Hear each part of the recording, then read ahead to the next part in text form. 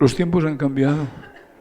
Hemos legado a nuestros hijos una Navidad convertida en un ajetreo de regalos, una secuela de parties y una mandadera compulsiva de Christmas, de compromiso. Y lo más triste es que hemos ido sustituyendo la imagen de Jesús por la figura anodina, y digo anodina porque no tiene contenido espiritual, de ese viejito gordinflón con nombre femenino, Santa Claus, cuyo único cometido es el de repartir regalos por donde quiera, un simple empleado de la UPS, sumamente carismático.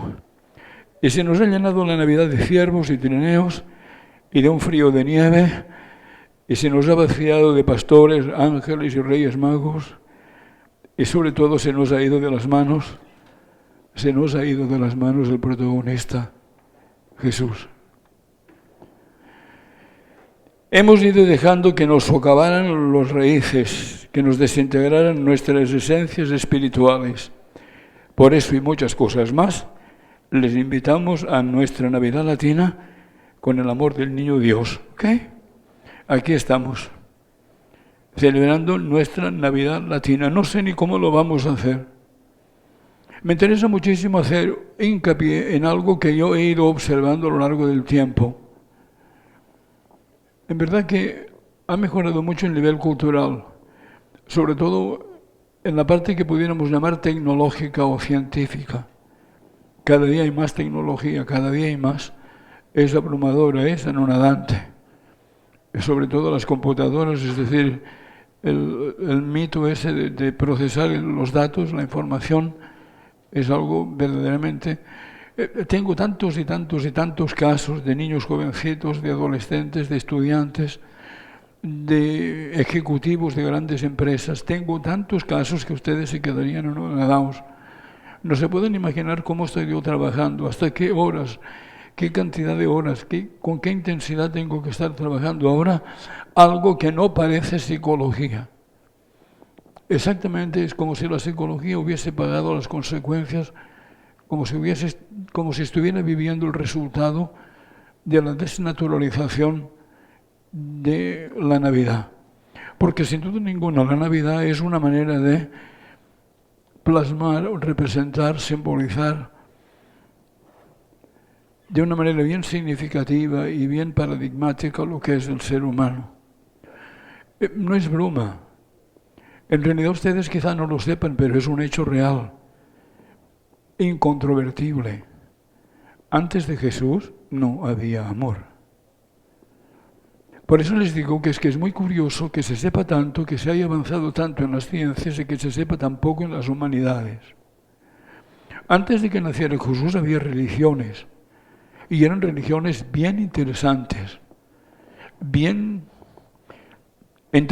en su contenido dogmático, e incluso en su influencia, en su poder psicológico, emocional, y sobre todo interesantísimas desde el punto de vista inspiracional y de un gran poder y de un gran valor creativo en cuanto a sus mitos, en cuanto a sus fantasías, en cuanto a sus tremendas leyendas, sus cuentos, porque en esa época las religiones se llamaban, o mejor dicho, en aquella época no se llamaban, pero se han llamado después mitologías.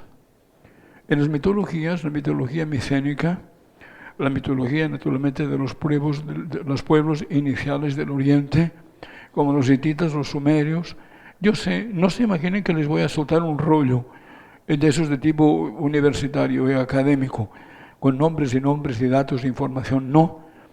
Voy a ser bien escueto, voy a ser bien estricto, pero tengo que ser preciso, tengo que ser drástico, porque me interesa, me da la gana de que ustedes salgan hoy de aquí con este conocimiento. Pienso que es lo menos que puedo hacer por ustedes, que tengan una idea de quién fue Jesús y de qué representó Jesús y de qué significó Jesús, porque el 99.9% de las personas no lo saben. ¿Qué fue Jesús? En realidad fue un predicador, como cualquiera de esos predicadores de 3 al 4 que encontramos ahora por cualquier rincón y cualquier esquina, que naturalmente son hacedores de dinero y que además son envolventes y que además atraen masas y que además llenan estadios y trabajan realmente el amor. ¿Trabajan realmente la espiritualidad? ¿Será verdad o será mentira que Jesús en realidad fue el propulsor, fue el creador? Realmente fue el creador de la espiritualidad. Pero claro que Él no fue el creador de la espiritualidad. La espiritualidad está dentro de los seres humanos desde que apareció el primer homínido superior, que fue el que se podía llamar ser humano, porque era superior y era homínido. Acuérdese que se repitió durante muchos años, durante muchas décadas, durante muchos lustros, durante muchos siglos, durante milenios. Se repitió que el ser humano en un principio había sido un mono y que después se había transformado. Mentira. Ni la cibernética puede conseguir esa transformación. El mono se queda mono, ¿se acuerdan? Repito siempre que España no es un país tan eminente ni tan brillante en sus talentos, en cualquier campo de acción, sino que en general no ha salido nunca de una mediocridad. En cosas creativas, en cosas fantasiosas, inspiracionales, sí, que duda cabe. Pero donde son eximios, es en los refranes, en los aforismos, en los proverbios, en lo que llaman dichos. Diciendo dichos son dicharacheros al máximo. Y sobre todo dan siempre en el clavo. Por eso ellos decían que la mono que se viste de seda, mona se queda. Y por eso realmente el ser humano, cuando empezó a ser ser humano, empezó a vivir una vida que tenía su contenido, su significado, y que iniciaba un proceso. Pero que pasaron 1000 años, y pasaron 2000 años, y pasaron 3000 años, y pasaron 500.000 de años, y en realidad este proceso no había avanzado. Sí, se habían conseguido grandes adquisiciones, grandes logros en muchos campos de evolución, sobre todo antroposóficamente y psicológicamente, pero sobre todo antroposóficamente, que es a lo que nos referimos cuando hablamos de la capacidad de analizar, de pensar, de entender, de comprender, de recordar, y después descubrir que además de recordar se puede provocar el recuerdo de una manera artificial, porque el recuerdo es espontáneo, es connatural. Pero de repente, si lo pensamos, si machacamos un poco, si insistimos, que es lo que llamamos estudiar, que es lo que llamamos memorizar, podemos precisamente lograr eso. Memorizar, que no es recordar. Se le parece mucho, pero no es espontáneo, sino que es conseguido, logrado de una manera sintético-artificial. Y por eso somos intelectuales. Que somos intelectivos desde el primer ser de Cro-Magnon, o los de Neandertal, o el Pithecanthropus pekinensis, o el Sinanthropus, cualquiera de ellos era intelectivo, porque podía pensar, pero no podía estudiar. Y poquito a poco el ser humano empezó a estudiar. Y después llegó ya, en la Edad Antigua, a grandes creaciones. Precisamente en aquella época todo era inspiracional. Los libros, por ejemplo, hindúes, el Panchatantra, el Vikramurvasi, el Hitopadesa, el Sakuntala de Kalidasa, el Mahabharata, el Ramayana, todos esos son libros inspiracionales. Libros que parecían casi religiosos, pero que no lo eran, que eran profundamente filosóficos y además tenían un no sé qué, de un raro misticismo, pero que no conseguía llegar a la espiritualidad.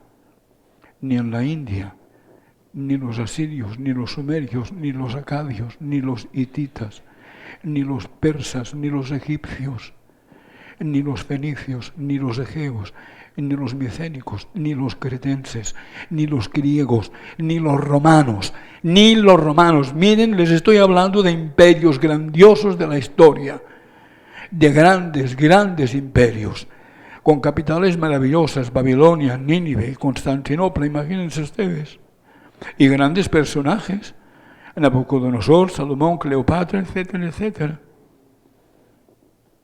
No sabían lo que era el amor. No sabían lo que era la inspiración que llamamos espiritualidad. No sabían lo que era el sentimiento. Cuando de repente se especializaron en el amor los más atrevidos, que eran los griegos, que empezaron con su mitología maravillosa. Todos ustedes han leído, han estudiado, han aprendido, saben los nombres de Afrodita, de Ceres, de Hera, de las musas, de Juno, de Europa, y de Apolo, y de Hermes, y de Orfeo, y de Narciso, y de tantos y tantos. Diosas no, eran divinidades, eran semihombres. Y muchos de ellos hablaban del amor, especialmente tenían una diosa que estaba dedicada al amor, que se llamaba, entre los romanos, Venus. Entre los griegos se llamó Proserpina. También se llamó Afrodita porque tuvo diferentes versiones. Y era la diosa del amor y no practicaba el amor. Porque era un amor psicológico, era un amor intelectivo, era un amor, Dios mío, qué chiste, que yo les explique esta clase hoy aquí, conmemorando la Navidad y dedicándosela a Jesús. Era un amor más o menos como el de ahora, que no tenía ternura, que no tenía sentimiento, que no tenía profundidad, hondura. Ni los amigos son amigos, y los hijos están dejando de ser hijos, y los esposos y las esposas. Cuidado, en todas partes cuecen habas, dicen. Eso es general, eso es sintomático, pero no es absoluto ni total. Es decir, estamos aquí entre latinos, y los latinos tenemos una especialidad en el mundo. Ustedes sí lo saben, ¿verdad? Por eso soy tan feliz. ¿Se me nota que soy feliz? Sí. Estoy cansadísimo, agotado. Pero no se me nota, eso sí que no se me nota a mí nunca. Lo que sí se me nota es que soy feliz. Porque soy feliz porque estoy hablando de Jesús. Esa es una razón. Soy feliz porque estamos en un martes, que son mis días privilegiados, los que más quiero, el martes de la cibernética. Pero en realidad soy feliz y realmente soy feliz porque hoy es la Navidad latina con latinos, con ustedes. No se creen que no, tengo que darme mucha prisa y tengo que hablar a Nabil de extracto, porque tengo que decir muchas cosas y las voy a decir. Y por lo tanto ustedes tienen que concentrar su mente porque estoy concentrando mi lengua. Lo cual quiere decir que ustedes tienen que concentrar todo lo que yo estoy diciendo. Sí, señor, sí. Eso es lo que está pasando. Y aquel amor que de repente se creó en un momento y que llegó a una plenitud, tuvo un ascenso, tuvo un proceso de auge, una peak experience que duró 2000 años y consiguió que aquella época que era cristiana de repente se convirtiera en la era crística. ¿Por qué? Porque la era cristiana no servía, debido a que era una era llena de iglesias que monopolizaban. Y las iglesias tienen la obsesión de las liturgias, de los dogmas, de los cultos, de los procesos institucionales. Tienen las ideas, los conceptos, tienen los razonamientos, los juicios, tienen los pensamientos, tienen las ideas, tienen los criterios, tienen palabra de Dios, pero no espiritualidad de Dios, no sentimiento de Dios. Ya ustedes lo saben, yo empecé hace 25 años.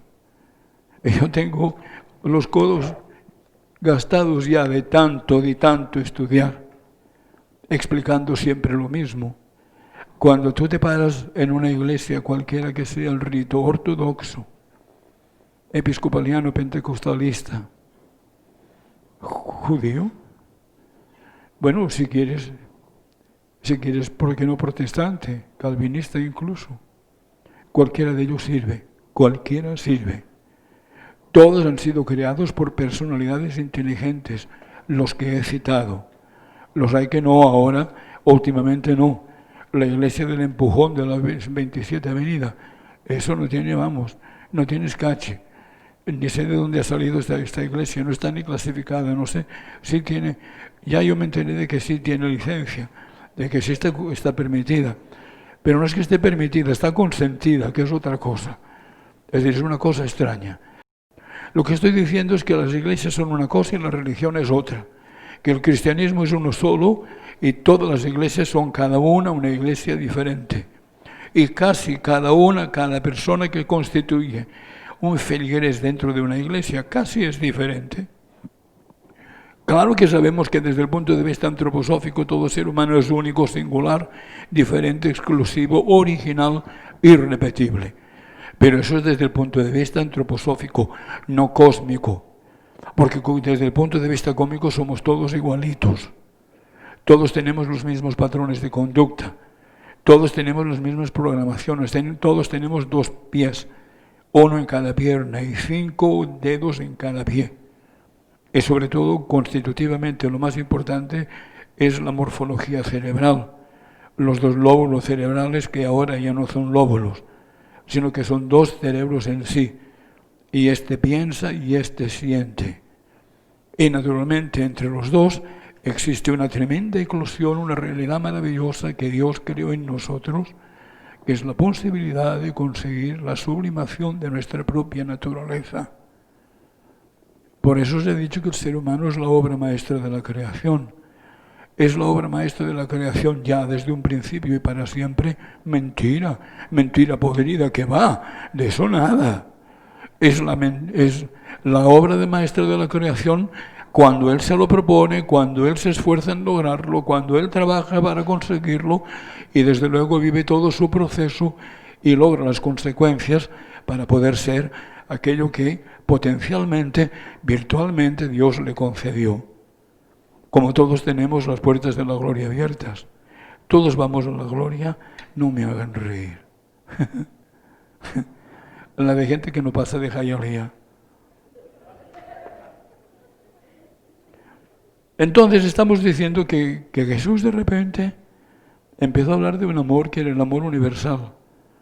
Es decir, no era el amor de pareja, no era el amor para procrear, que también es importante y desde luego es un tremendo amor. Pero él hablaba de un amor que también formaba parte de este amor, que estaba implícito en el amor de pareja, cuando el hombre respetaba a la mujer, la consideraba, cuando no era misógino.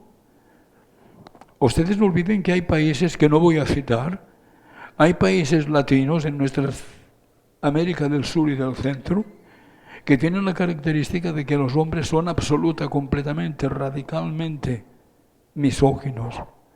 Son mucho más misóginos que cualquiera de las razas subdesarrolladas primitivas del África y de Oceanía. Y tienen la característica de ser misóginos, que necesitan a la mujer, que la necesitan como pareja, que la necesitan como compañera, para poder formar una familia, para estabilizarse, para establecerse, para poderla tener como la madre de mis hijos, que es una manera muy significativa de hablar. Y así necesitan a la mujer desde muchos aspectos y puntos de vista, menos desde el punto de vista antroposófico, es decir, dándole un tremendo valor como ser humano, como entidad humana. Perfecto. Por ahí empezamos a estar hablando de Jesús. Jesús no es esa cosa que ustedes han aprendido a través de los catecismos, a través de las historias sagradas, de tantos y tantos años de mediocridad y de parvulario sempiterno. Ni en las universidades podíamos evolucionar. Ni en las universidades podíamos decir, bueno, yo les diré que yo me fui a una universidad que es Salamanca cuando yo estaba estudiando filosofía, y me fui a Salamanca porque me dijeron que era la primera universidad del mundo en teología. Y me interesaba tanto la teología porque había discutido con tantos y tantos y tantos profesores de teología de diferentes universidades, incluida Barcelona y Madrid, que ya no sabía yo ni qué creer ni qué pensar. Y me fui a Salamanca. Y allí me encontré con alguien que sí sabía teología y que de repente empezó a conversar de teología conmigo de una manera impresionante. No era ninguno de los profesores. Sí era un alumno. Yo fui a estudiar un curso, es de 9 meses, un curso especial de teología. Pero él no, él estaba estudiando todos los años de la teología para sacar definitivamente el certificado completo, es decir, el diploma. Y se llamaba Jaime de Aldea Seca. Y después fue franciscano. Y después fue sacerdote. Se pasó a la Iglesia Católica. Y después dejó la Iglesia Católica, no la dejó, nada que se le parezca, pero dejó de ser sacerdote para hacerse locutor de radio. Y con él sí hablé durante años y años. Él tenía exactamente la misma edad que yo.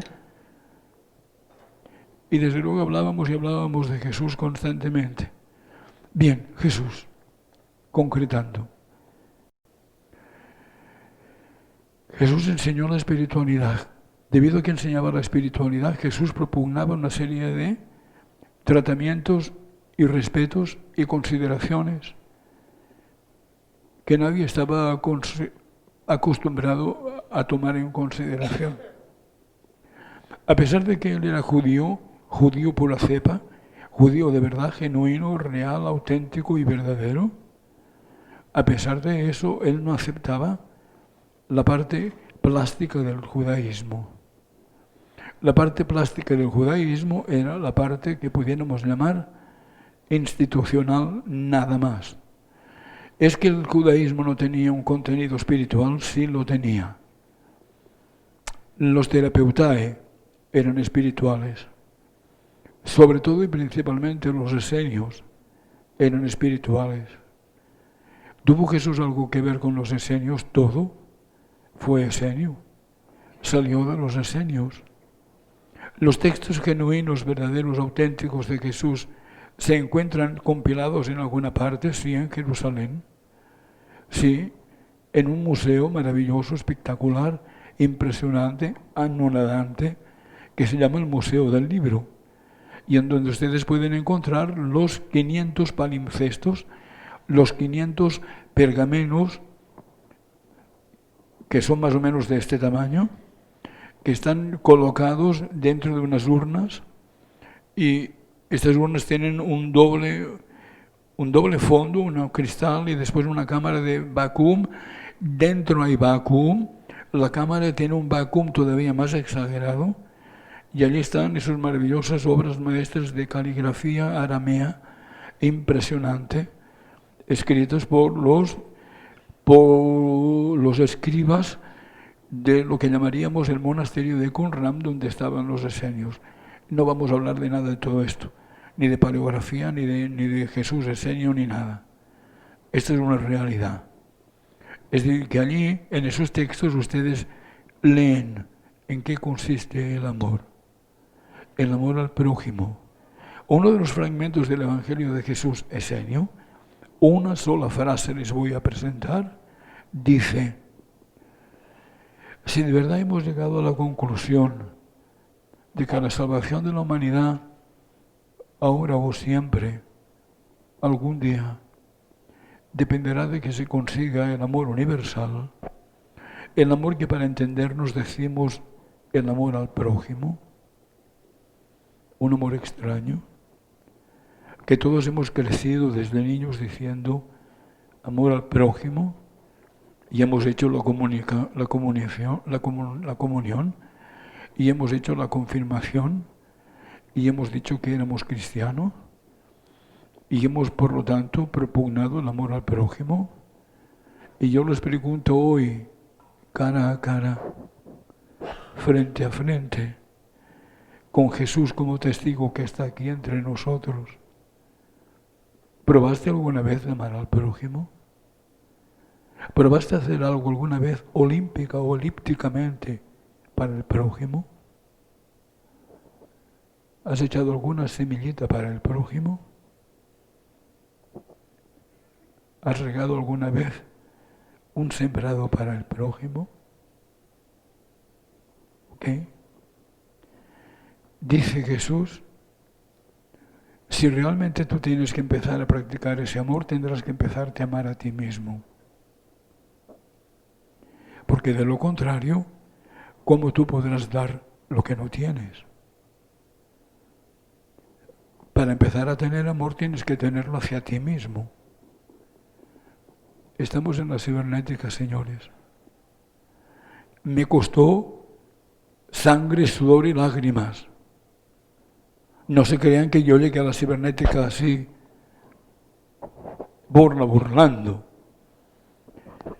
Pasé vicisitudes, pasé desesperación, frustración, confusión, después de haber llegado a ser magna cum laude de un psicoanalista, que no servía para nada.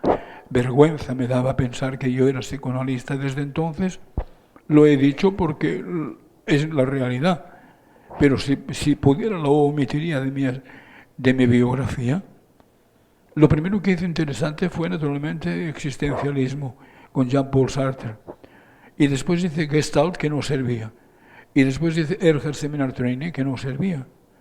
Y después el existencialismo se propasó. Era convulsivo, se convirtió en los hippies en América, se convirtió en un movimiento que era una exageración y no servía. Después empezó la psicología que era europea, que llamaban humanismo europeo, y que era tremendamente melíflua, que sí tenía cosas bonitas y era muy intelectiva pero que no servía. Lo primero que yo encontré que servía fue a Sajoli. A Sajoli, lo que ustedes hacen ahora, que es la psicosíntesis. Cuando llegamos al nivel de alfa, cuando ustedes meditan, cuando se concentran y llegan a ese punto en el que sienten que no sienten, que están en un mundo físico-material, que están en un mundo de presiones, de responsabilidades extrañas, de repente consiguen internalizar, se encierran en sí mismos, no encerrados como si fuera un encierro o una claustrofobia, no, sino que se recogen con una extraña privacidad en ustedes mismos y sienten su propia compañía. Estoy conmigo, déjenme en paz. Es el lugar en donde nunca se sentirá la soledad. La soledad es para aquellos desgraciados que no saben sentir su privacidad consigo mismos, que no saben tener su propia compañía. Por ahí entonces empezamos con el amor al prójimo. Ustedes sabían que cuando Jesús empezó a predicar, salió de los esenios, empezó sus 3 años de vida pública. Su primo, que era Juan el Bautista, ya estaba iniciando, propugnando la iniciación de esta nueva teoría. Él lo decía de una manera como peripatética, pero era exactamente lo que después fue. Y poquito a poquito fue diciendo cosas, haciendo cosas, sentando principios, estableciendo nuevos modos y maneras. Y de repente, por ejemplo, se encontró con una prostituta en la calle, que era una prostituta que estaba casada. Es decir, que ya era de repente prostituta porque se había elegido en prostituta por su adulterio. Era adúltera y este era uno de los pecados más graves que podía cometer una mujer entre los judíos. Cuando una mujer era acusada por su esposo y por lo tanto rechazada, entonces en realidad se ganaba la muerte. Es decir, debía ser ajusticiada de una manera muy especial que se llamaba lapidar, es decir, apedrearla. Esto figuraba en la ley judía. Es decir, que estaba en la Zora. Y después en la segunda parte que lo rectifica, estaba en el Talmud, que es primero. Y después estaba en la Zora, que era una rectificación que había hecho el grupo que llamaríamos de los fariseos y que se llamaba en aquella época Sanedrín. Un determinado Sanedrín, con varias extensiones, habían ido trabajando la concreción o la perfección de los mandamientos, porque en realidad Sanedrín no tenía solamente atribuciones religiosas, no. Ahí no distinguían. Tenían atribuciones sociales, económicas, públicas, además de las religiosas. Por lo cual sabrán ustedes y verán que era completamente una institución de tipo burocrático. En aquella época, de repente que apareciera alguien que empezara a propugnar a aconsejar y a establecer el amor al prójimo, era un tremendo, monstruoso peligro. Que lo convirtiera después en algo real, que empezara a decir, tú realmente sí, es que tú en realidad vas en contra de la ley. Estaban presentes cuando él empezó a decir, no tienen nuestras piedras, no maten a esa mujer, si no tienen derecho a hacerlo. Y allí un levita, que era un intermedio entre los fariseos y los escribanos, le dijo, mira, no tienes es que tú vas en contra entonces, tú vas en contra de la justicia, tú vas en contra de la ley. La ley era una palabra sagrada, la ley era tabú. Él dijo, no, yo no voy en contra. Yo lo que quiero es que se cumpla, porque la ley que ustedes citan es la ley de Dios. Y por lo tanto tú tienes que saber que si Dios sí existe, que yo sé que sí existe, no te permitirá a ti tirar la primera piedra. Si tú no tienes la seguridad, la garantía hacia ti mismo de que tú puedes tirar esa primera piedra porque tú estás libre de pecado. Tienes derecho, tienes las calificaciones, tienes el poder de poder tirar esa piedra porque tú no has cometido ningún tipo de pecado, ni de falta, ni de transgresión al nivel de lo que ha hecho ella, que es engañar a su esposo. Entonces, debido a que él hablaba tan taxativamente, y tan profundamente, y tan hondamente, tan penetrantemente, cuando él decía, porque Dios existe, tira si quieres la piedra, pero atente a las consecuencias. Por ahí empezó el problema, porque descubrieron después,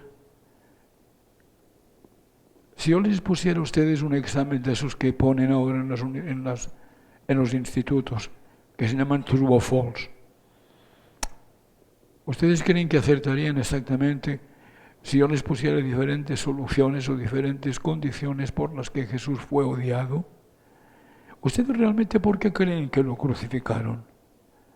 ¿Porque él propugnaba el amor?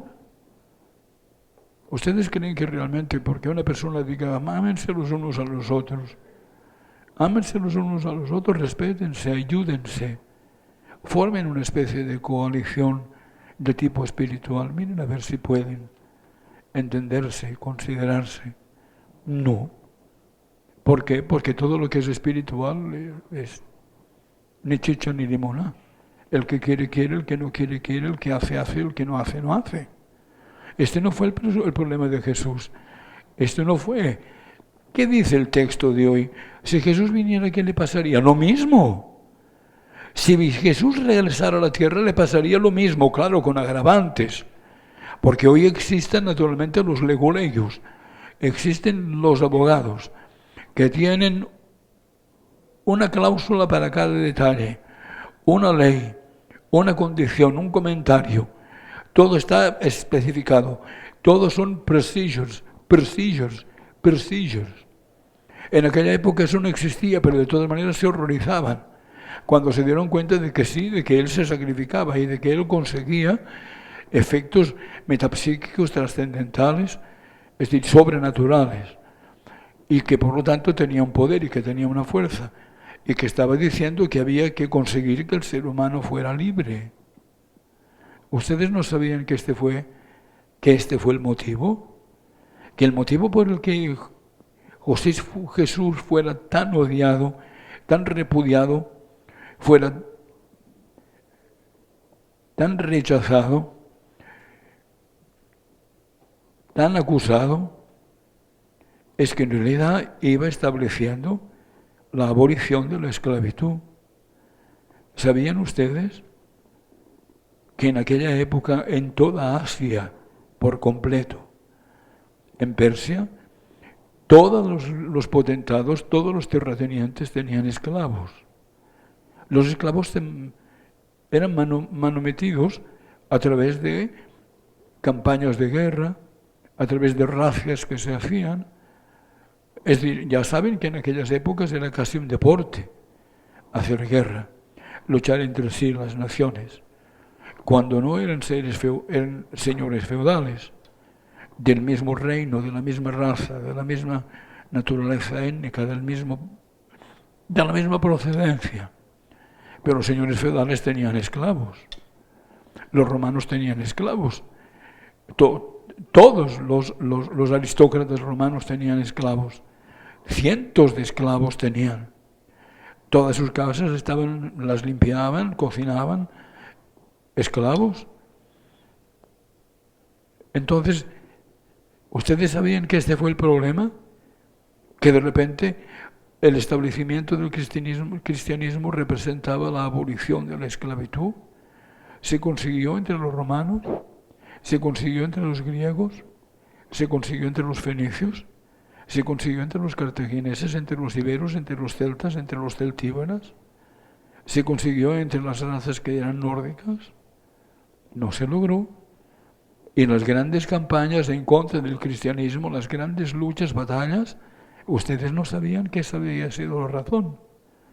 Ustedes no sabían que todos los grandes imperios de aquella época se sustentaban y se mantenían por la esclavitud, porque era una mano de obra, porque era carne de caballo. Y naturalmente así podían vivir aquellas grandes culturas, aquellas grandes civilizaciones en las que trabajaban de sol a sol para que otras personas pudieran vivir de una manera espectacular. ¿Se pudo establecer? Sí. ¿Cuándo se estableció la abolición total de la esclavitud? ¿Cuándo? Con la Guerra de Secesión Americana. El último galardón del cristianismo fue Abraham Lincoln. Y desde entonces, y de una manera consistente, no pragmática, no teorética, no más o menos especulativa, no, humanamente real. Cuando el último negrito fue manumitido, cuando el último de las plantaciones de algodón o de las de caña de azúcar fue dejar de ser azotado, dejar de dormir en la tierra, dejar lo que fuera, entre miles y miles y cientos de miles, no de negritos, de blancos, porque la última fase de la esclavitud fue entre los negritos debido a que fue aquí en América. Y en América había tenido esta condición o característica de que se habían establecido las razzias para coger esclavos, para convertirlos en cautivos, sin ninguna razón política, ni ninguna razón social, ni ninguna ideología, sencillamente por las buenas, es decir, por la violencia, por la agresividad. ¿Ustedes habían pensado alguna vez en que Jesús había sido el responsable de todo eso? ¿Y que no se había conseguido hasta hace 4 días? ¿Y que por eso la era cristiana nunca sirvió? Hasta que empezó a ser era crística, ahora sí. ¿Saben cuál ha sido el día más feliz de mi vida? El día no sé cuántos, del mes de diciembre, uno de los últimos días del mes de diciembre del año 1999, cuando en Boston, en la Universidad de Harvard, todos juntos, 9.000 psicólogos, vigentes todos en sus funciones de psicólogo, y todos profesores de universidad o de instituto, es decir, de institución académica, todos juntos en Boston juramos que no cejaríamos, que no nos rendiríamos hasta que no se estableciera la espiritualidad dentro de la psicología. 1999. 15 días después era 2000. Pero la cosa va avanzando. Hace 25 años, cuando yo empecé en la Universidad de Miami, yo no hubiese podido dar una charla como la que estoy dando, que es peccata minuta, no tiene chicha ni limona, pero que sí puede ser controvertida. No puede ser controvertida. No puede ser controvertida. ¿Por qué? Porque los grandes genios de todas las facultades de las universidades más significativas del mundo están completamente de acuerdo. Porque el sabio de hoy sabe. En aquella época no se crean que la ignorancia estaba nada más que reservada a la gente que no tenía preparación universitaria o que no había pensado. No, había muchos universitarios que eran ignorantes. Había muchas personas que no habían realmente conseguido una evolución amplia ni aplicada. Ahora estamos aquí. Todo lo que les he explicado pudiera... Imagínense si tuviéramos aquí como 3 días de tiempo sin salir de esta habitación. Estaríamos hablando sin parar sobre este mismo punto, pero vamos a terminar ya.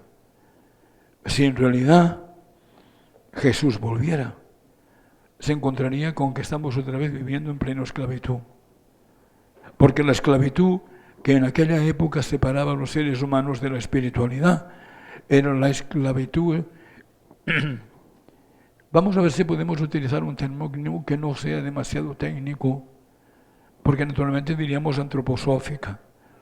Es decir, cuando los hombres estaban esclavizados, cuando los hombres estaban minimizados, cuando los hombres habían perdido sus derechos, cuando los hombres habían perdido incluso la condición de su propia naturaleza.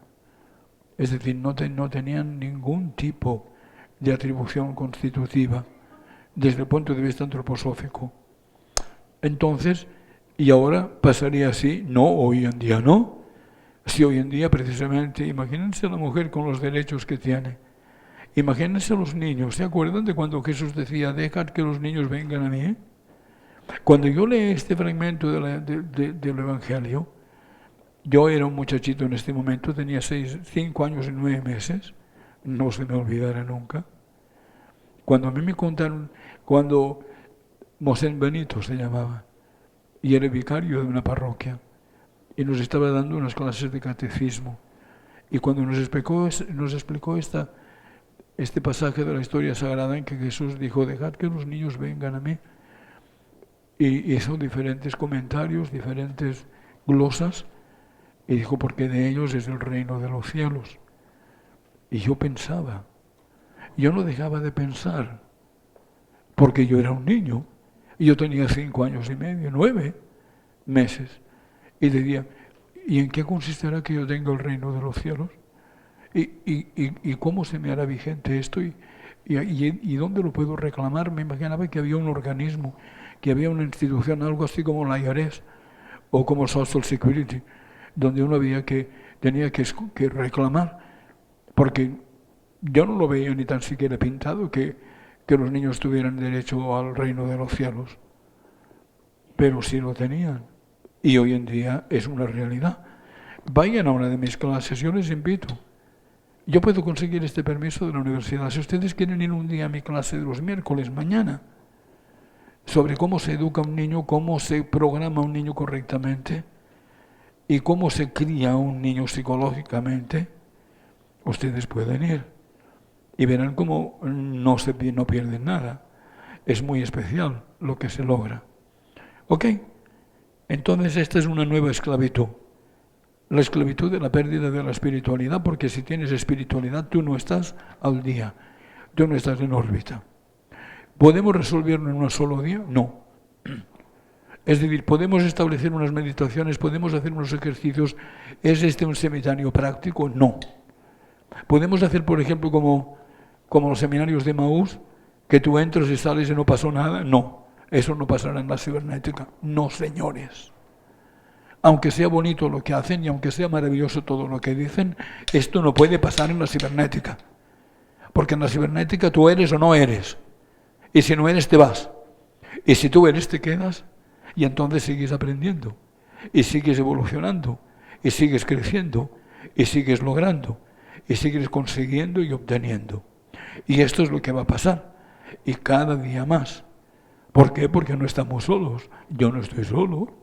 Si no, no hablaría con esa arrogancia, ni hablaría con esa convicción. Estamos consiguiendo que evidentemente la era crística se convierta en una realidad. Esta es una Navidad diferente. Es una Navidad diferente. Por favor, Si está todo que es un caos. ¿Sí?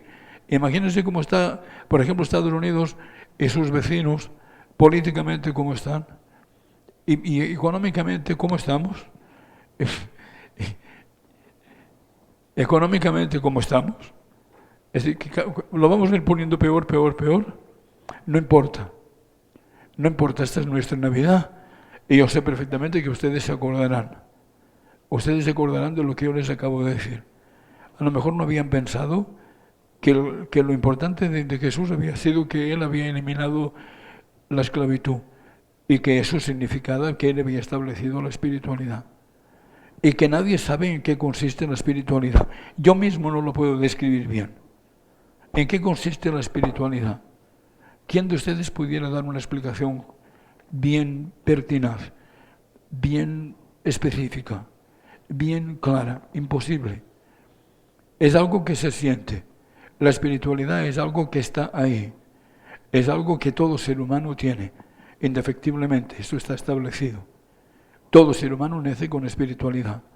La humanidad se desarrolla a través de la espiritualidad se desarrolla. La humanidad tiene que desarrollar la espiritualidad. Cuanto más se trabaja la espiritualidad, es decir, es un potencial. Es una condición que tenemos que depende de que nosotros la consideremos, la tomemos en consideración. Tú empiezas a trabajar la espiritualidad, empiezas, por ejemplo, a sentir a Jesús. Tú no rezas a Jesús de una manera vacía, de una manera hueca. A muchas personas les resulta muchísimo más fácil rezarle a un ángel que a Jesús. Los ángeles son muy fáciles porque están casi a nuestra altura, es decir, están al alcance de nuestra mano. Pero Jesús es un poco inasequible, es un poco, ¿cómo les diría yo? Está demasiado colocado en un altar que está demasiado alto. Y hasta que tú no vas trabajando el acceso a este altar, es que en realidad tú tienes que conseguir que Él baje del altar, como hacía Santa Teresa de Jesús. No. Lo suyo es que tú asciendas al altar. Lo suyo es que si tú no puedes conseguir que Él venga a tu lado y se convierte en tu congénere, que tú puedas ser el congénere de Jesús a través de sublimar tu personalidad, de elevar tu espíritu interior. La Navidad de los Estados Unidos es la Navidad de Santa Claus. Santa Claus, este señor gordito, con su indumentaria roja, tan simpático, tan agradable, tan sumamente comercial. Bueno, yo no tengo nada en contra de lo comercial. Es decir, y a mí me interesa muchísimo que la cibernética sea comercial también. Ojalá algún día lo consiga. Pero de todas maneras, lo que sí les digo es que esto no tiene nada de espiritual. Vamos a ver lo siguiente. En lo siguiente vemos muy significativo, un disfraz muy especial, una indumentaria muy característica de Santa Claus que no se repite con mucha frecuencia, que es naturalmente vestido de bandera americana. Es decir, que es un poco como si fuera un monopolio, como si fuera una exclusiva. Yo prefiero mil veces que haya ocurrido que Santa Claus, el famosísimo San Nicolás de Centro Europa, de Francia, haya conseguido toda esta estilización, se haya degenerado de esa manera, porque imagínense, me imagino que si no hubiese vivido este proceso con Santa Claus o con San Nicolás, aquí en Estados Unidos hubiesen vestido a Jesús con la bandera americana. Porque si en realidad, si el cariz que se le da a la Navidad, que es el regalo, que no me parece mal en absoluto. Pero, ¿por qué? Porque el ser humano está hecho de dos identidades. El ser humano es cuerpo y alma. El cerebro de la izquierda es el que le vale para el mundo material. El cerebro de la derecha básicamente es el que uno utiliza para sobrevivir de una manera emocional, psicológica, psíquica, espiritual y mística. Luego somos un binomio. Indefectiblemente se decía en el Upanishad Katara, que es un libro sagrado de hace 7.000 años de la India, se dice por primera vez que el ser humano es un compuesto de espíritu, de cuerpo y de alma. Después en la escolástica es que se dice que era espíritu y materia. Siempre es lo mismo. ¿Ok? Me parece muy bien que cultivemos nuestra materia. Pero cuando se trata de Jesús, dale a César lo que es del César y a Dios lo que es de Dios. Es decir, si ustedes quieren simultanear la fiesta de Santa Claus y la de Jesús, perfecto. Bueno, es una coincidencia extraña. Me hubiese parecido mucho más adecuado pasar el Santa Claus al día 6 de enero, que es los tres Reyes Magos. Los tres Reyes Magos pueden aguantar toda esa depravación, sin duda. Pero Jesús no. Vamos a ver otro porque se nos pasa el tiempo. Mira lo que gordito está él, qué mofletudo está. Estoy seguro de que toma cerveza. Bueno, eso es de lo que tiene aspecto él, de ser un gordinflón que toma cerveza. Pase. Y después ya vemos naturalmente, tiene una serie de reclamos que son preciosos. Es decir, la nieve, los copos de nieve. Nosotros casi todos venimos de países tropicales. Yo no, precisamente. Pero aquí sí. Y casi todos ustedes conocen más el verano y conocen más el calor y conocen más el trópico. Entonces hemos tenido que ir acomodando nuestra mente y nuestros gustos y nuestras vivencias a los trineos y a los ciervos y a las campanitas, los cascabeles. Bueno, está muy bien. El ser humano tiene una posibilidad inconmensurable de eclecticismo. Los regalos, sobre todo, los famosos regalos. Es decir, celebren lo más que puedan, hagan todos los regalos que puedan, arruínense bien. Vamos a seguir. Ahí. Es la típica risota del jo, jo, jo, aguantándose el vientre. Bueno, tiene su encanto, no lo puedo negar. Yo soy diseñador gráfico, tengo clases de creatividad y me parece que es una tremenda creación, que es un verdadero tipo iconográfico, el de Santa Claus. Es decir, que desde el punto de vista de diseño gráfico es una adquisición. El pesebre, el portal, quizá todo fuera un mito, quizá todo se ha ido estilizando con el tiempo, pero qué bello es, qué cálido es, qué romántico es, qué hogareño, qué bonita esa estilización de la madre, el padre, el niño y sobre todo ese tremendo contraste de Santa Claus tan prepotente, tan acaudalado, con un income tan impresionante, con tanta posibilidad pecuniaria, y que de repente un profeta de la tierra, un símbolo de la humanidad, escoja lo más miserable, lo más humilde, lo más pobre, que es un pesebre de animales en un establo. ¿Por qué? ¿Quién se inventaría esta versión? Obviamente puede ser que así fuera, debido a que las circunstancias lo justifican por completo. Ya saben que había un censo y ya eso fue lo que pasó. Y entonces había que, como pasa ahora, en cualquier tipo de cataclismo de tipo colectivo, que tenemos que entrar en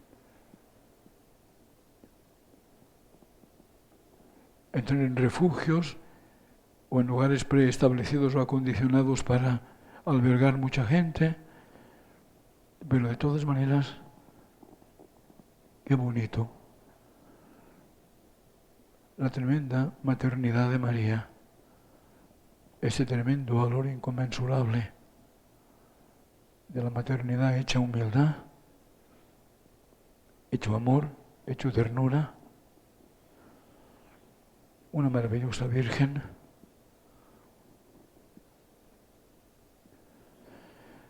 Piensen en la belleza de María, que empieza en su maternidad, y no olviden nunca que este debería ser un atributo que la mujer no debería nunca de perder, ni a través de babysitters, ni a través de renunciar a ser madre. Vamos a pasar.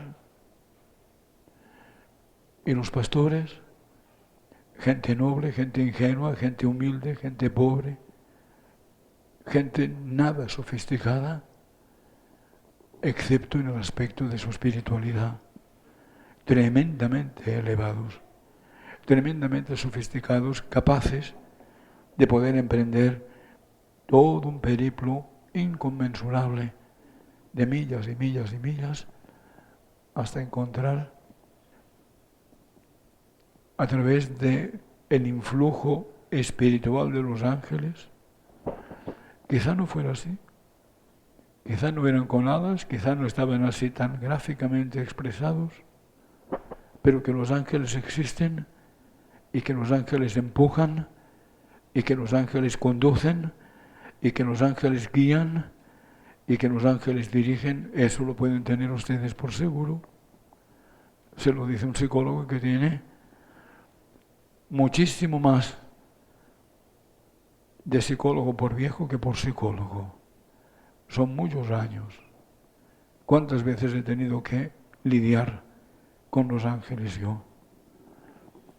Y seguimos pensando en nuestra Navidad. La Navidad ya convertida en un crisol de calor humano. Es decir, la participación, el amor que de repente se va convirtiendo a través de un niño en el amor universal. La imagen maravillosa del niño ya convertido en una promesa, en una garantía y en una esperanza a través de la fe. La imagen total de la Natividad, con esa expresión tan infantil, tan maravillosa, tan ingenua, tan pura, tan dulce, tan tierna del niño Jesús. Jesús, hoy es tu cumpleaños, para nosotros porque es nuestra fiesta cibernética. Jesús, en el día de tu cumpleaños, te dedicamos lo mejor que tenemos. Lo mejor que tenemos es nuestra alma. Lo mejor que tenemos es nuestro espíritu. Lo mejor que tenemos está dentro de nosotros, donde tú estás también. Ya ustedes saben que la meditación no es en nosotros un divertimento, no es una fórmula de entretenimiento, no es que sea una diversión, no es que sea un descubrimiento que hemos hecho, no. Es una fórmula clínica terapéutica. Es decir, está siendo ya se está trabajando de una manera intensiva y universal el desarrollo de la meditación para todos aquellos terapeutas que están involucrados en la psicología, que ya saben ustedes que procede de la psicología transaccional, interpersonal, transpersonal, con incorporación de la espiritualidad. Bien saben ustedes que para poder lograr el cambio que el ser humano necesita cuando descubre sus programaciones, cuando uno detecta claramente que a través de influencias de su niñez, de tratos, de traumas, de adquisiciones psicológicas, emocionales, impactos afectivos, es decir, experiencias, también energías que lo han rodeado, que lo han envuelto. Es decir, todo lo que procede de tu infancia es aquello que tú vas arrastrando a lo largo de toda tu vida. Naturalmente, aquello que tú vas arrastrando va evolucionando. Lo que estamos diciendo es una especie de síntesis de lo que es esta psicología que tanto trabajamos millares y millares y cientos y cientos y cientos de miles de personas. Es decir, en este momento la Universidad de Harvard ya es el centro. Se considera que la persona que empezó en el año 50 a pronosticar con un vaticinio impecable, es decir, que su premonición fue aplastante, a pesar de que él no es un hombre que sea grandilocuente, no es un hombre aparatoso ni compulsivo, es Herbert Benson, y que en el año 50, finales 59, escribió su primer libro sobre The Relaxation Response, que después se convirtió en el segundo libro, Beyond the Relaxation Response.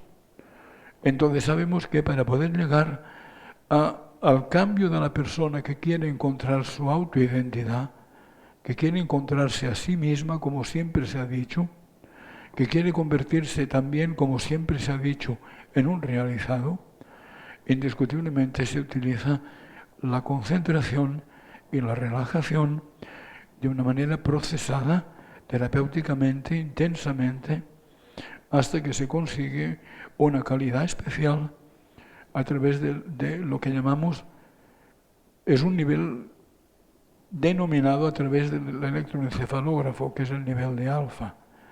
Cuando ustedes a través de su práctica consiguen el nivel de alfa, ya han iniciado ese tremendo ascenso hacia el encuentro de su propia identidad. Y a partir de este momento ya tú sabes que tarde o temprano, seguramente mucho más temprano que tarde, tú vas a conseguir ser tú mismo, realmente tú mismo, y conseguir que tu vida sea tu vida. No una vida que te vive a ti, sino una vida que tú vas a empezar a vivir como la tuya. Está establecida pues la meditación. En un acontecimiento como el de hoy, o una fecha como la de hoy, o un episodio como el de hoy, como ustedes lo quieran llamar, naturalmente la meditación es perfecta, es idónea, debido a que nos permite trabajar campos internos, cambios interiores, que son aquellos en los que nosotros encerramos, guardamos, es decir, tenemos contenida nuestra espiritualidad. De manera que, para aquellos que nos visitan por primera vez, porque creo que hay algunos que están invitados hoy, tienen que colocarse con los pies planos sobre el piso, ligeramente separados, y las manos simplemente descansando sobre los muslos. Y eso es todo. El cuerpo no tiene mucha exigencia, no hay que hacer mucho alarde con el cuerpo, con lo que ustedes tienen dentro, sí, dentro de su mente, y después dentro de su espíritu, y después dentro de su alma.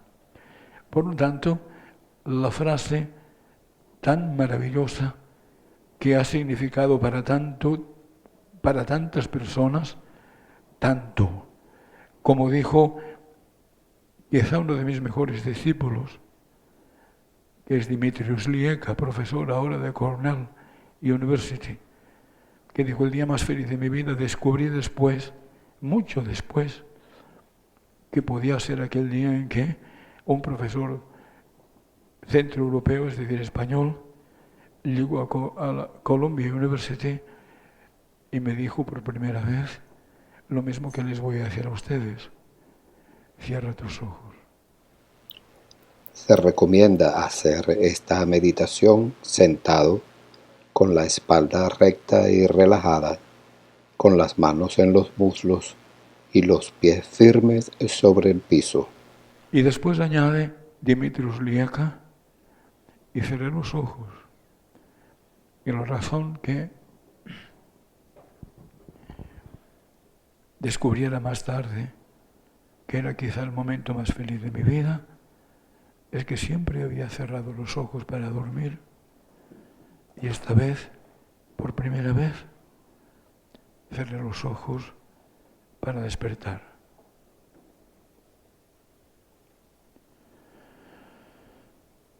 Inmediatamente que cierras los ojos, tanto si tienes experiencia o práctica, como si no la tienes,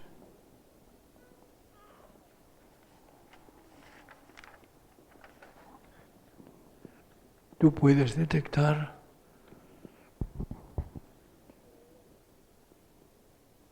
que tu mente adquiere por sí sola una nueva dimensión. Sientes que tiene como más poder. Sientes que tiene como más fuerza de absorción.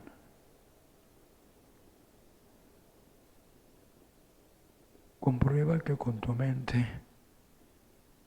dirigida hacia la concentración,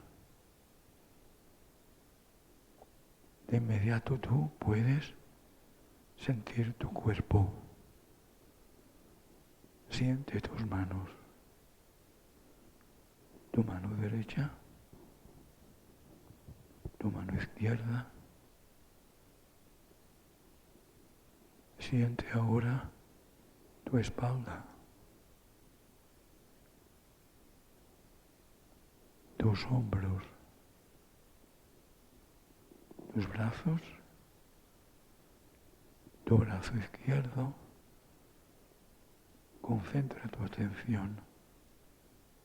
Siéntelo. Tu brazo derecho. Siéntelo ahora. Siente tus piernas. Con qué facilidad tú vas pasando de una parte de tu cuerpo a otra parte y las vas sintiendo perfectamente. Observa ahora.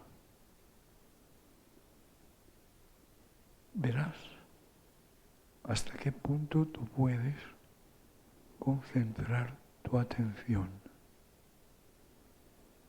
Pon todo tu interés en sentir tu mano derecha, inmóvil, quieta, quieta total. Siente en ella, en tu mano derecha, tu dedo medio, el del centro.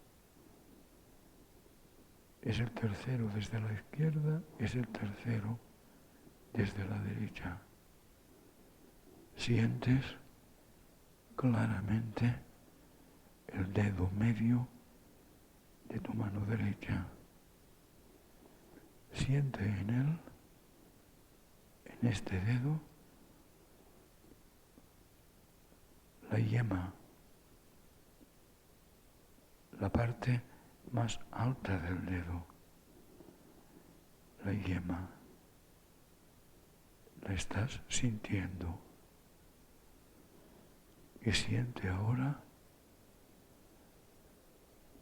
que está relajada, que la yema del dedo medio de tu mano derecha está relajada.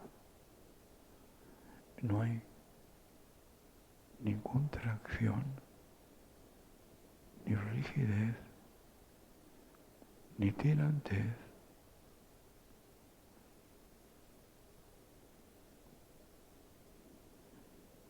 Observa con qué facilidad tú puedes concentrar tu mente. Sientes cómo todos tus músculos se han ido aflojando. Sientes como una liviandad en tus brazos, en tu tórax, en tu pecho, en tu vientre, en tus muslos. Siente tus rodillas. Desapareció toda contracción, desapareció.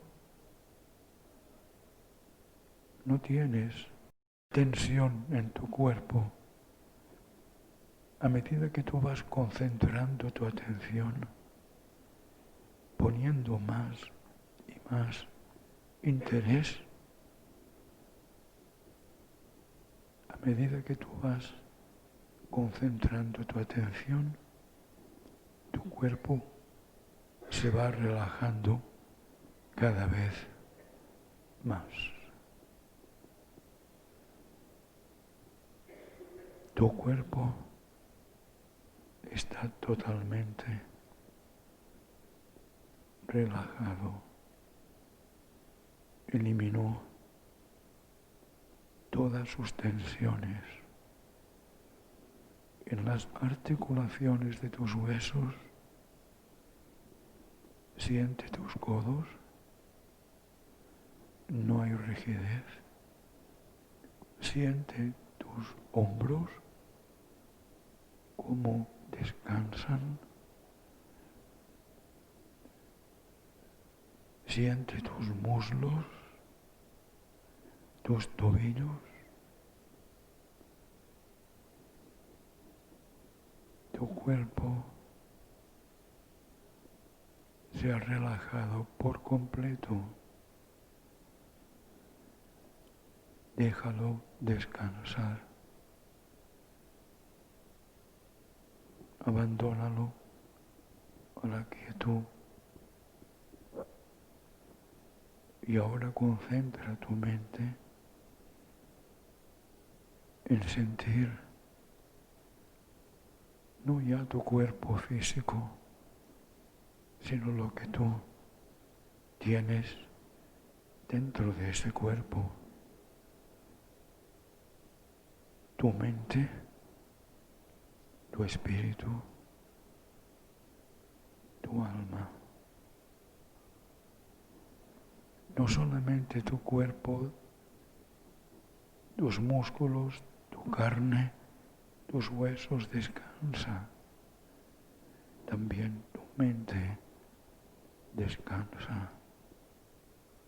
Hoy tu mente descansa maravillosamente. Sientes en tu espíritu la armonía de este momento y sientes en tu alma la paz. ¿Por qué? Porque hoy es un día especial para ti.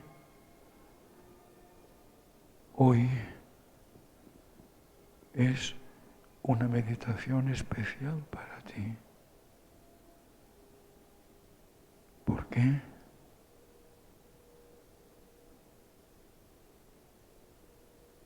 Porque en el ambiente,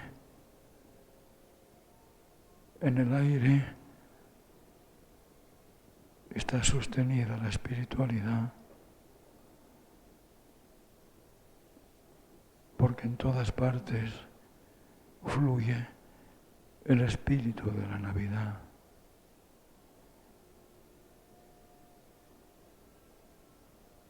Recógete dentro de ti mismo, siente la presencia de tu propio ser, siente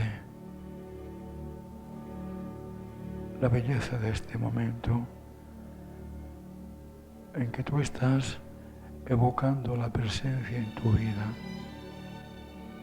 de aquel que en una fecha como ahora vino a la tierra para establecer entre los seres humanos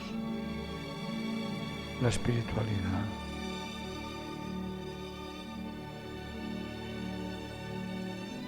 Toma una respiración profunda, siente al hacer lo que te energetizas, suelta el aire y libérate.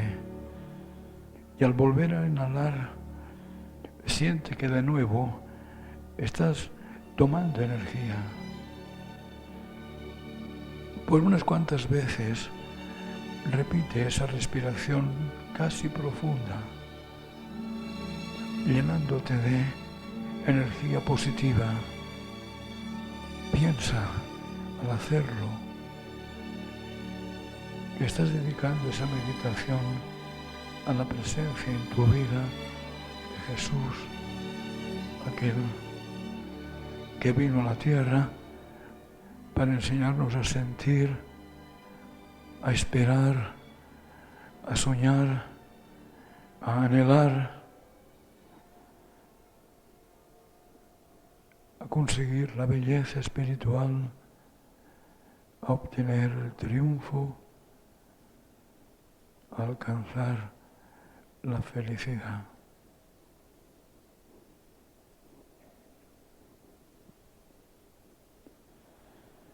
Y así sientes esa vivencia, esa vibración de armonía que ese pequeño ejercicio te ha dejado. Solamente al evocar, solamente al recordar en tu vida la presencia de Jesús. ¿Qué habrá significado en tu vida Jesús cuando tú entraste en contacto con Él? ¿Quién te habló de Él por primera vez? ¿Quién te enseñó a conocerlo?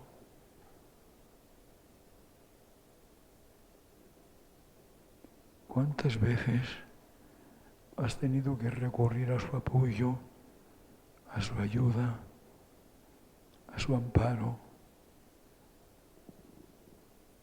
a su protección? Maravilloso. Estamos hoy celebrando su cumpleaños. Un acontecimiento bien especial. Siente cómo poco a poco las percepciones de tus sentidos van regresando a tu cuerpo. Siente las plantas de tus pies y en ellas la firmeza del piso. Siente las palmas de tus manos y en ellas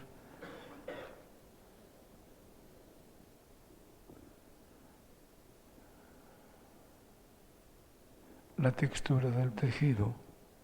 Siente cómo poco a poco vas regresando a la percepción de tu cuerpo y de tus sentidos. Tu mente ya te está preparando para reintegrarte al mundo físico, material que te rodea y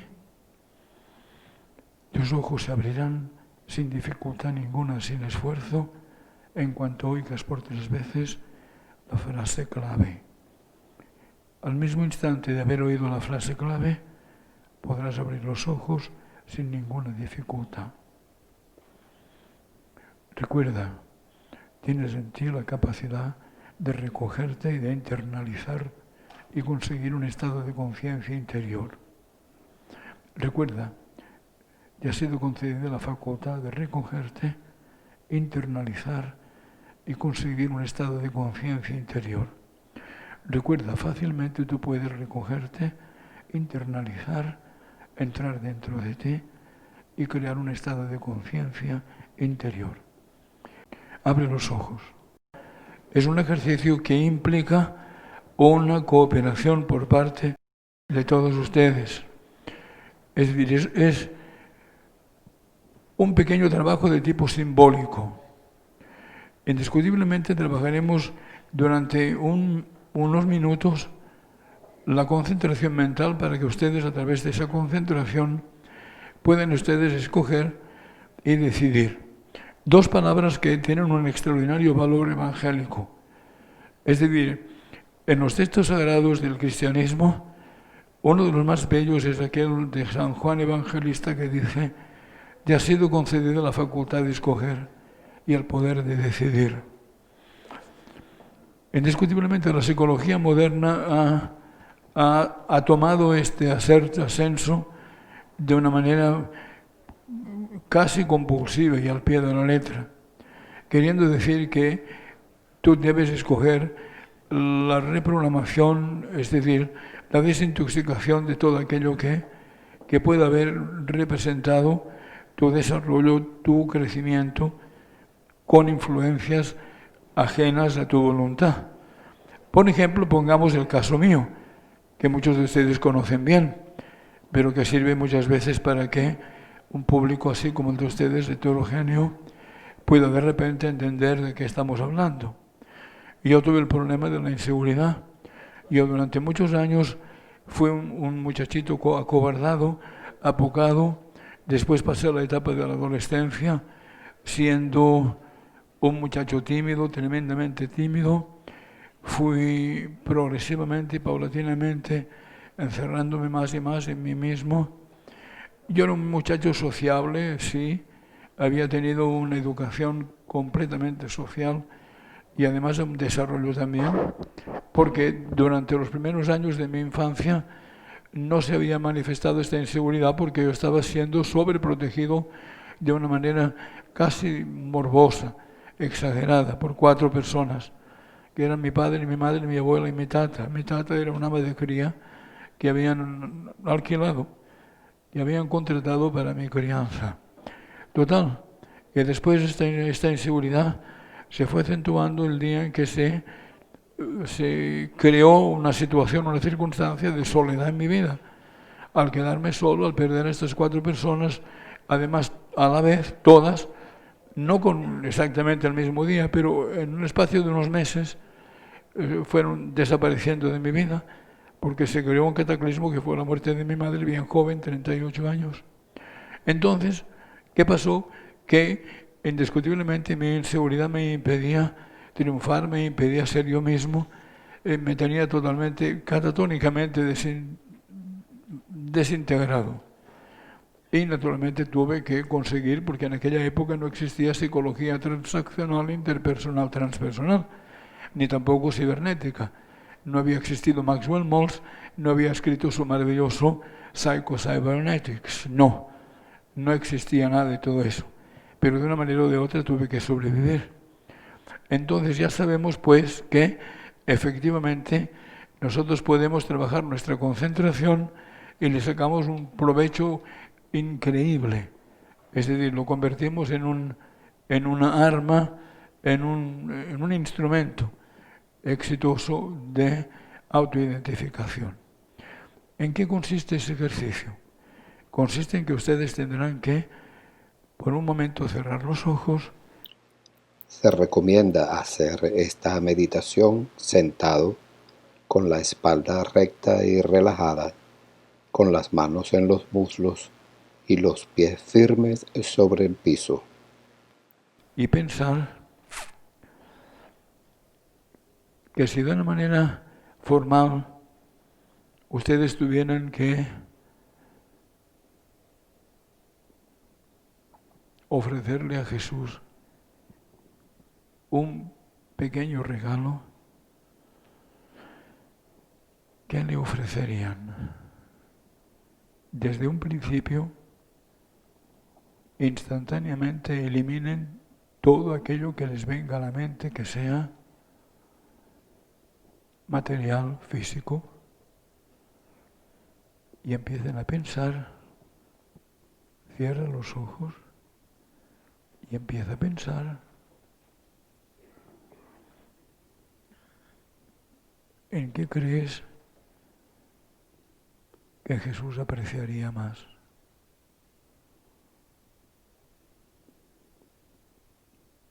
Esta pregunta es capciosa, debido a que un psicólogo sabe muy bien cómo debe manejar ese tipo de cuestiones. Nunca sabrás, nunca yo conoceré cuál sería realmente la preferencia de Jesús, que es lo que más apreciaría de ti. Pero es obvio, es convincente la idea de que seguramente agradecería lo que para ti tiene más valor. ¿En qué sentido más valor? Aquello que no es fácil para ti. Aquello que tú sabes que tú debes conseguir, pero que es arduo para ti. Aquella programación que puede ser un sentimiento de minusvalía, que puede ser una inseguridad, una cobardía, un apocamiento, que puede ser una tendencia hacia dejar para mañana lo que podías haber hecho hoy, que puede ser una tendencia hacia la depresión que tú deberías superar, porque esa tendencia no es nunca una enfermedad, sino un síntoma de tu subestimación, o quizá algún hábito de conducta que has ido estableciendo en ti y es casi una adicción o una tendencia que está realmente perjudicando tu vida. Piensa y busca dentro de ti aquello que más te conviene ofrecerle a Jesús. Si tienes más de un don, más de una propuesta, pónselo. Procura no pedir, dado que todo el mundo le pide a Jesús y nadie le da. Procura esta vez darle algo de ti.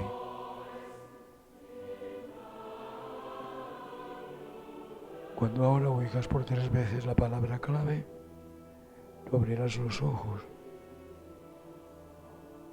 Redondea pues tu pensamiento, concentra totalmente tu atención y define tu propósito.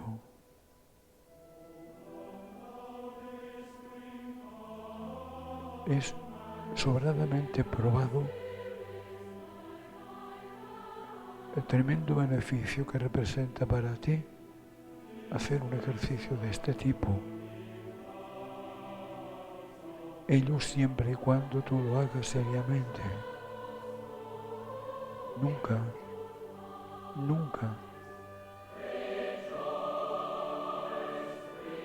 te traiciones a ti mismo o a ti misma. Nunca dejes de dar lo mejor y lo máximo de tu dimensión interna.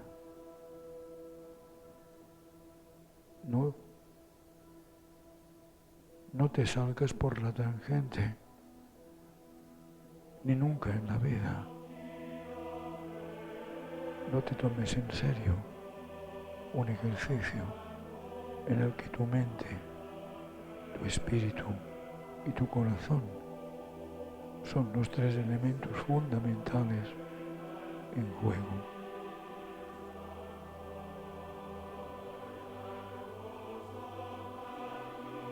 Concéntrate y por un minuto busca dentro de ti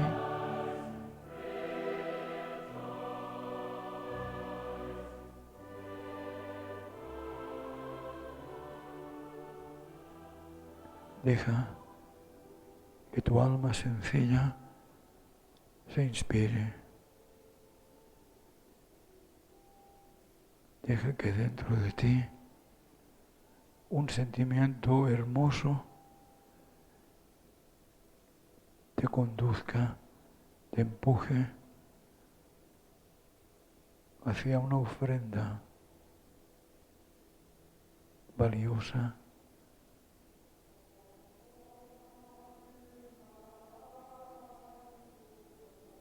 Jesús,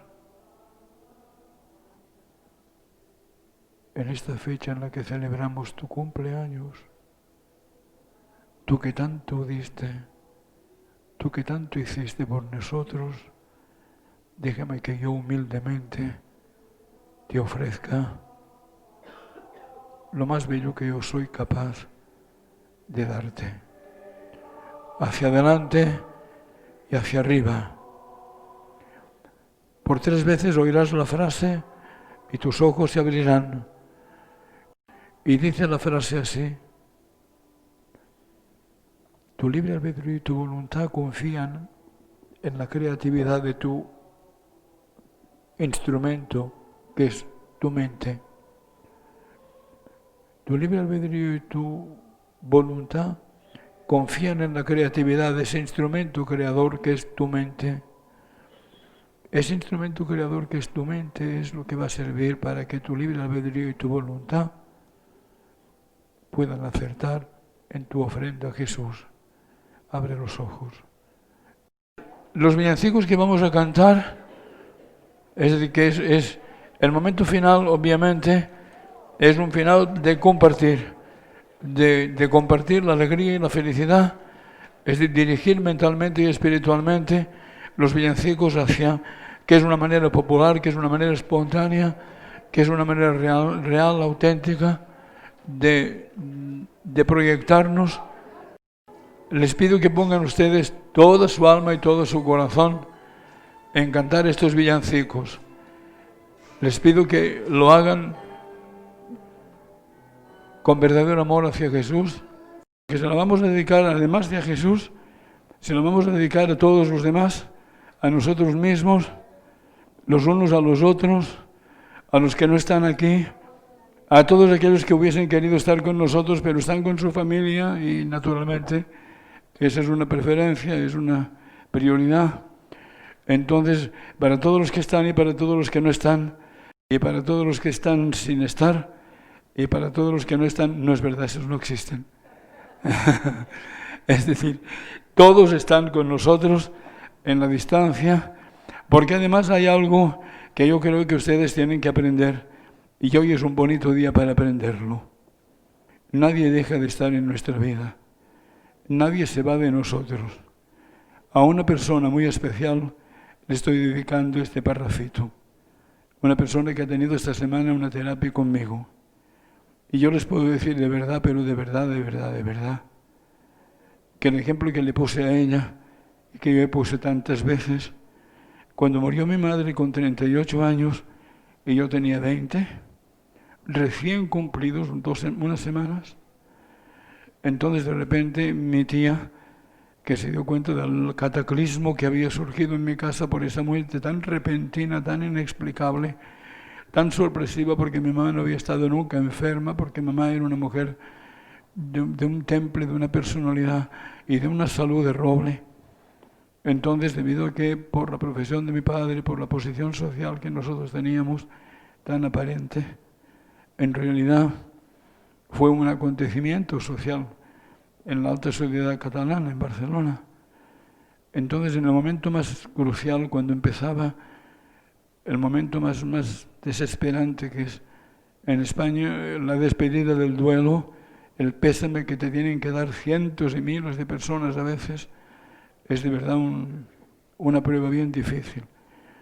Y yo, que no me había podido ni recuperar, entonces se acercó mi tía Mercedes, que era su hermana, la hermana mayor de mi madre, que no estaba transida de dolor y no podía de ninguna manera transigir, no podía entender esta repentina pérdida. Y se acercó a mí y me dijo: Rupert, yo te estoy mirando y de verdad que es que me vuelvo loca, nada más que de la pena, del sentimiento, de la tristeza. Imagínense qué pésame, qué manera de consolarme, ¿no? Me estaba hundiendo a base de... Pero no lo podía evitar porque era sincero, era espontáneo. Y ella era una persona muy emocional, muy efusiva. Entonces, Camagüeyán al fin. Entonces, ella me dijo: es que realmente yo no sé cómo tú puedes, con esa integridad que tienes, estar tan aparentemente sereno, tranquilo, cuando yo pienso que una injusticia tan grande. Y cuando dijo esto, yo le hice así, le puse mis dedos sobre los labios y le dije: no, ¿por qué injusticia? Tú sabes, una familia como ustedes, tan perfecta, tan buena gente, tan... Por eso, tú no entiendes que yo tengo 20 años, que yo he podido vivir durante 20 años esa compañía maravillosa. Cuán portentoso es tenernos los unos a los otros. ¿Y cómo no le vamos a dar importancia a este hecho? A disfrutarnos los unos a los otros, a aprovecharnos los unos a los otros, a ser felices los unos con los otros y sobre todo no dejar que nunca esa felicidad desaparezca. Hacer que esa persona que estuvo contigo siga estando contigo. Porque hay dos lugares de los que tú puedes no desterrar a una persona. Una es tu mente y otra es tu corazón. Ojalá en un tono menor, porque ¿qué es esta reunión? Es una reunión, una pobrecita reunión de cibernéticos, pero imagínense para mí lo que representa, que ustedes son el fruto de mi trabajo, la razón de toda mi vida, la satisfacción de mi existencia. Ustedes son lo que más quiero en la tierra, lo que más quiero y lo que más querré por siempre. Y aunque yo me vaya, me quedo. El primer villancico es Santa Noche, Noche Santa. Les pido que pongan ustedes toda su alma y todo su corazón en cantar estos villancicos. Les pido que lo hagan con verdadero amor hacia Jesús.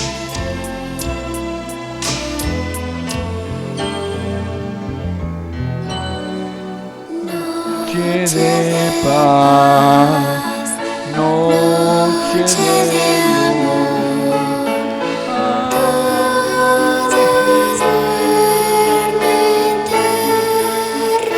alrededor, solo se escuchan un pobre portal de una doncella, la voz celestial. Duerme mi dulce Jesús,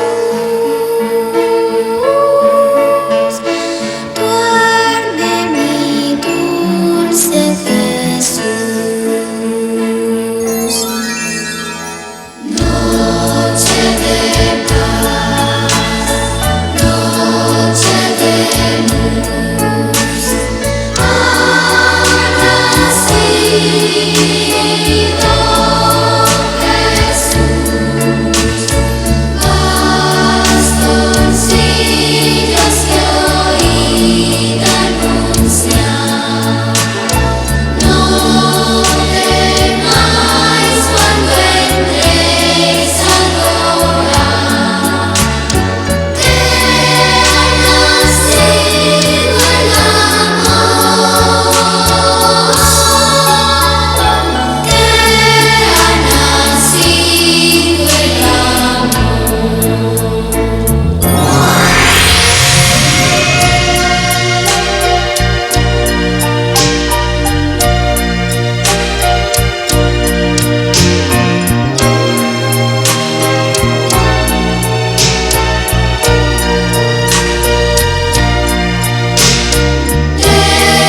el pesebre del niño Jesús, la tierra entera se llena de luz, porque ha nacido Jesús.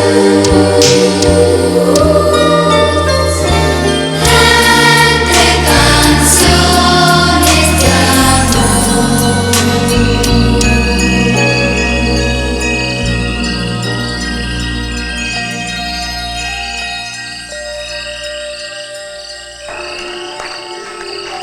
Feliz Navidad, feliz Navidad,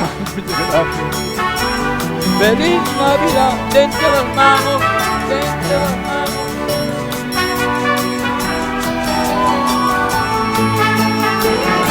Feliz Navidad, feliz Navidad, feliz Navidad, verlo y felicidad. Feliz Navidad, feliz Navidad, feliz Navidad.